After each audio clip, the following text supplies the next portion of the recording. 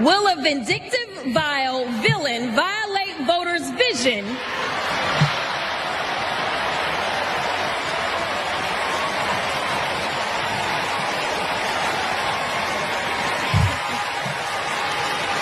for a better America or not? I hear alliterations are back in style. We deserve better. Kamala Harris has a resume. Donald Trump has a rap sheet.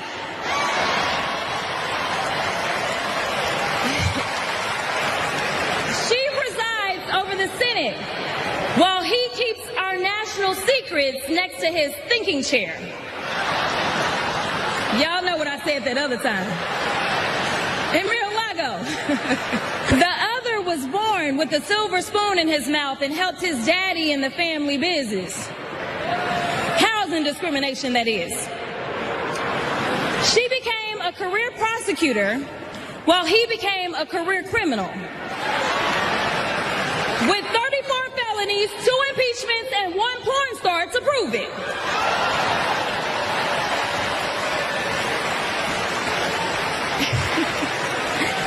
MAGA Republicans lie so profusely and so often, you'd think that telling the truth would give them a stroke or something. Remember, Bragg and Colangelo bootstrapped charges that are normally misdemeanors to some underlying crime to make the charges a felony. But what was the underlying crime? Prosecutors didn't reveal that until after the trial began. Mr. Colangelo, in his opening statement, accused President Trump of violating the Federal Elections Campaign Act. But the problem is, in the plain reading of that act, doesn't support the indictment or the verdict.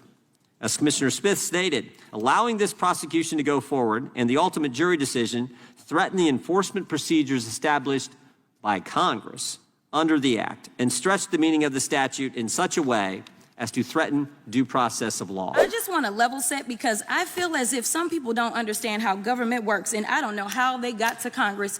So, Mr. Wu, I'm going to need you to help me out because I don't know that I trust that other people will know the answers to these questions. Number one, how many branches of government do we have? 3. 3. Okay, sounds good. So, can you name them for me?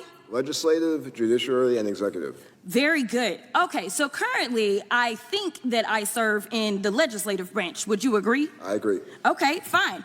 Can you tell me when somebody goes to court, such as a criminal convicted of 34 felony counts, state court in New York, would that be the legislative people or judicial people?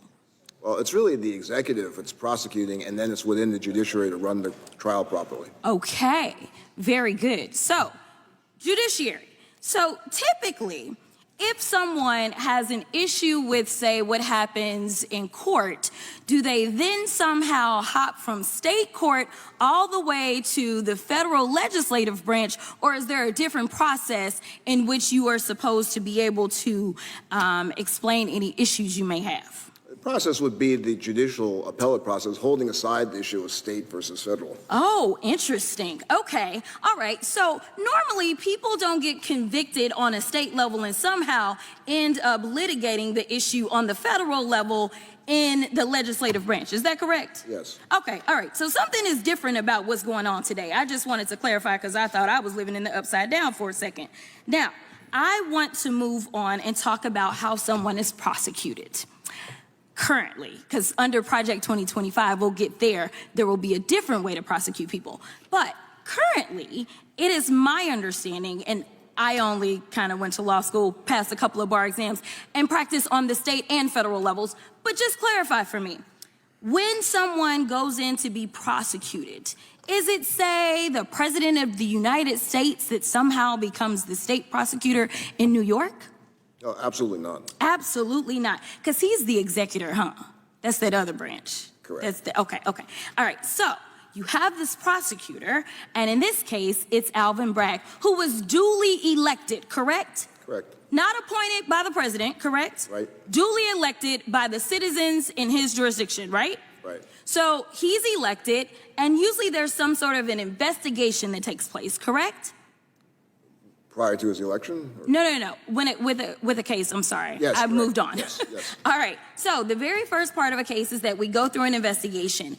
After that investigation, then the prosecutor usually has what we would consider to be some sort of prosecutorial discretion as to whether or not they want to go forward, correct? Correct. All right. And then they use that discretion, but then when it's somebody that is facing a felony amount of time, which is usually in most states over a year, then they have to present it to a grand jury. Is that right? That's right. Now, a grand jury is comprised of citizens, correct? Correct. U.S. citizens from that area, correct? Right. Okay, so they have to come to the conclusion that they are going to issue what we call a true bill, correct? Correct. All right, so then we have an indictment. And then there's pretrial motions, there's pretrial hearings, all kinds of stuff, right? Right. All right, and then ultimately, depending on where you are, you have the opportunity to say, hey, I want a jury trial, correct? Correct. And a jury trial is comprised of U.S. citizens again, right? Right. Okay, very good.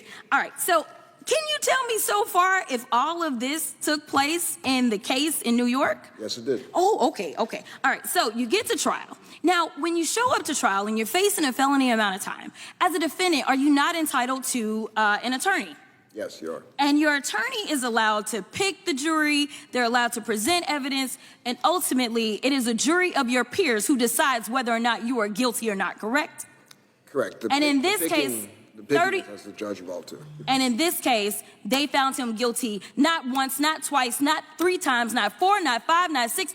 I could keep going on, but 34 counts were given. So the opinions of these people who were not juries is not what we do in this country. In this country, we have a system in which jurors decide who is found guilty, and if you have a problem with that, you go to the appellate court, which the last time I checked, he was raising money so that he could go to the appellate court and appeal his decision, and they will have the final say so. Thank you so much. What is wild to me is that this word patriot seems to be getting co-opted for propagandists, because that's what they do, all right? So we're going to talk about what my colleague from Georgia, she talked about misinformation, and I don't know what she was talking about, but nevertheless, we can look at her own tweets, and we can find plenty of misinformation, but we're just going to go through one specific tweet.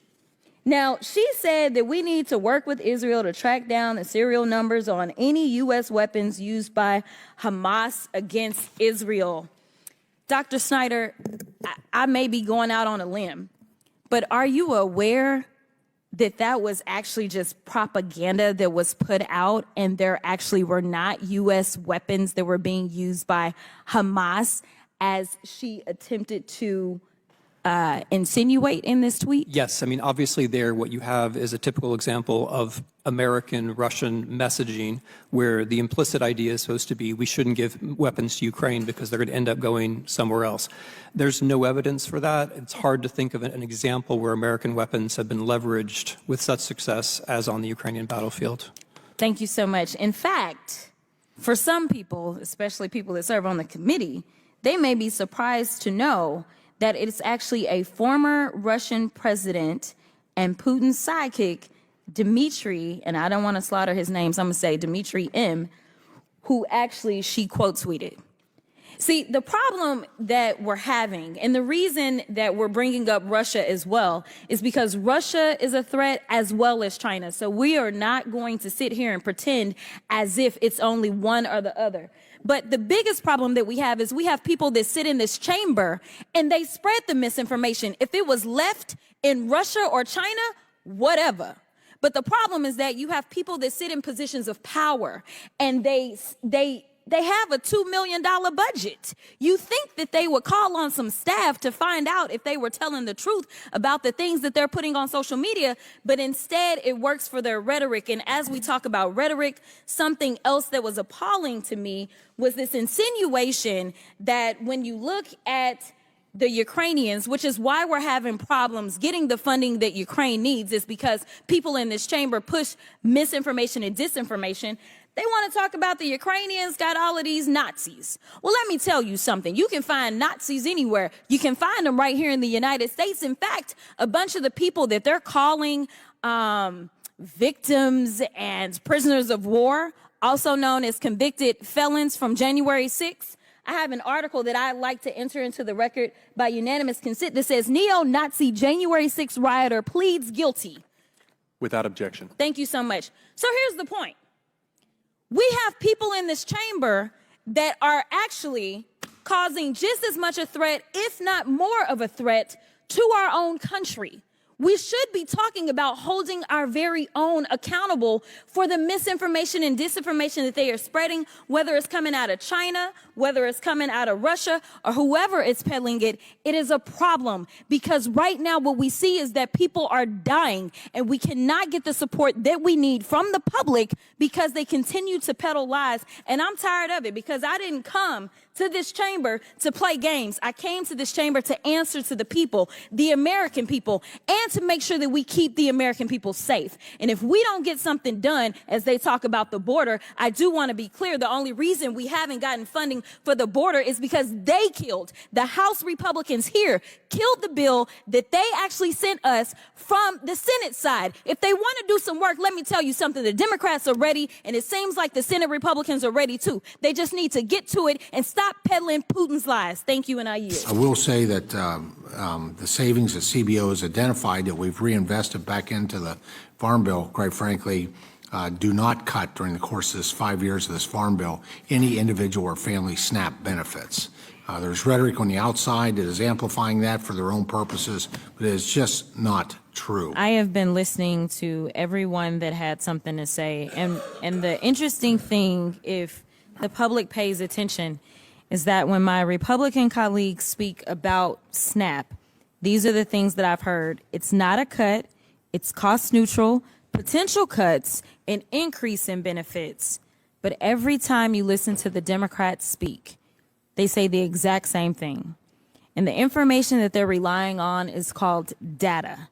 And the data came from the nonpartisan CBO. The only information that we have before us to make a determination of how we will proceed is data from the CBO. This is what we're supposed to rely upon. I don't know where all of these different iterations about what's going to happen is coming from, but the data says $30 billion.